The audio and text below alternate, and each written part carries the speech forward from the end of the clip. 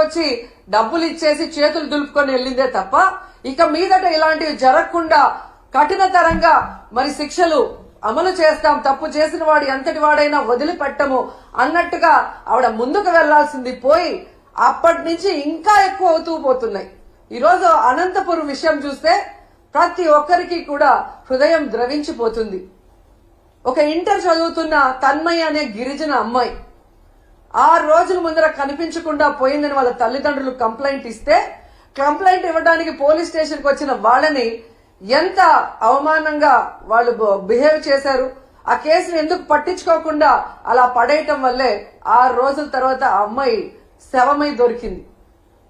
అలాగే మీరు చూస్తే పరిటాల సునీత గారి ఒక మహిళ, ఆవిడ నియోజకవర్గంలో ఒక మైనర్ బాలికని 14 మంది తెలుగుదేశం పార్టీ వాళ్ళు కంటిన్యూస్ గా రేప్ చేసుకుంటూ ఉంటే సాక్షి టీవీ, సాక్షి ఛానల్ దాన్ని బయట పెట్టింది. వాళ్ళని అరెస్ట్ చేయకుండా ఈరోజు ఆ కుటుంబం మొత్తం ఆ ఊరు వదిలేసి వెళ్లే పరిస్థితి ఏర్పడింది. ఆడపిల్ల ప్రాణాలు తీయటం, మానాలు తీయటం వీళ్ళకి సహజం అయిపోయింది. దానికి హోంమంత్రి గారు అండగా నిలబడటం అనేది సిగ్గుచేటు. ఇవన్నీ జరుగుతుంటే ఎక్కడ తమ తప్పులు బయటపడతాయో అని ఈరోజు వాళ్ళు చేస్తున్న డైవర్షన్ పాలిటిక్స్ మనం ఒకసారి గమనించాలి. ఎందుకంటే ఇదే పవన్ కళ్యాణ్ గారు అధికారంలో రావటానికి ముందు మహిళలకి నేను అండగా ఉంటాను, మహిళలకు ఇబ్బందికరమైన ఏవి చేసినా ప్రభుత్వాన్ని నిలదీస్తాను, తప్పు చేసిన వారిని శిక్షిస్తానని మాట్లాడిన పవన్ కళ్యాణ్ గారు ఈ రాష్ట్రంలో ఎక్కడ మహిళలకు అన్యాయం జరిగినా ఈ రోజుటి వరకు నోరు తెరవలేదు. తప్పు చేసిన వారిని శిక్షించమని ప్రభుత్వం మీద ఒత్తిడి తీసుకురాలేదు.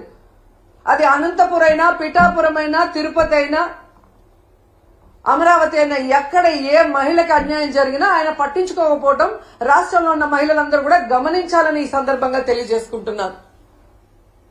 హోంమంత్రి గారుగా తన అధికారాన్ని ఉపయోగించి ఆడవాళ్ళని కాపాడాల్సిన అనిత గారేమో నా దగ్గర లాఠీ ఉందా, నా భుజాన గన్నుందా, నేనేం చేయగలను మాట్లాడిన గొప్ప వ్యక్తి.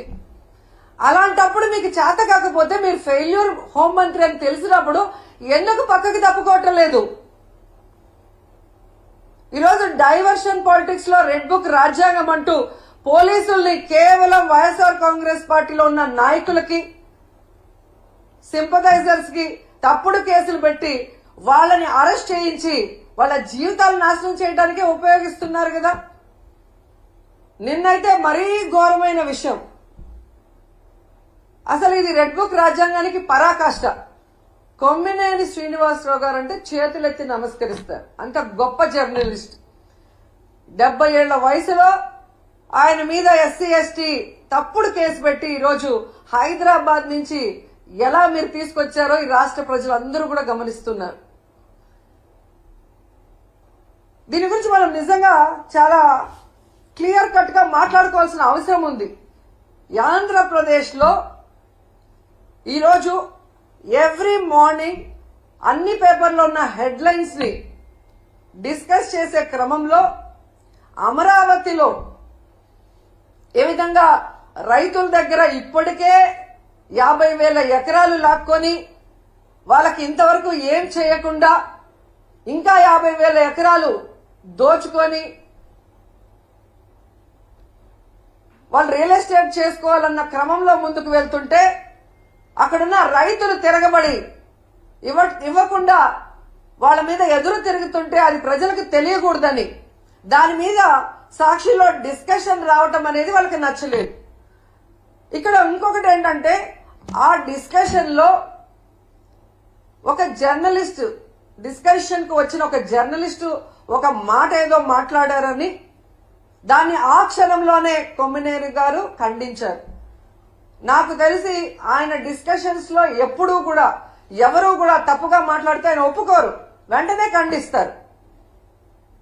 అలాంటి గొప్ప వ్యక్తిని ఈరోజు ఎవరో మాట్లాడిన దానికి తన తప్పు చేయకపోయినా క్షమాపణ కోరిన కొమ్మినేని శ్రీనివాస్ గారిని అరెస్ట్ చేసి సంబంధమే లేకుండా ఎస్సీ ఎస్టీ కేసు పెట్టి ఈరోజు జగన్ గారు, భారతమ్మ క్షమాపణ చెప్పాలి అని చంద్రబాబు నాయుడు, లోకేష్, హోంమంత్రి అనిత గారు డిమాండ్ చేయడం చూస్తుంటే ఈ రాష్ట్ర ప్రజలకి నవ్వాలా ఏడవాలా అర్థం కాలేదు. ఈ రోజు నేను సూటిగా ప్రశ్నిస్తున్నా చంద్రబాబు నాయుడు గారిని, అనిత గారిని, లోకేష్ గారిని, క్షమా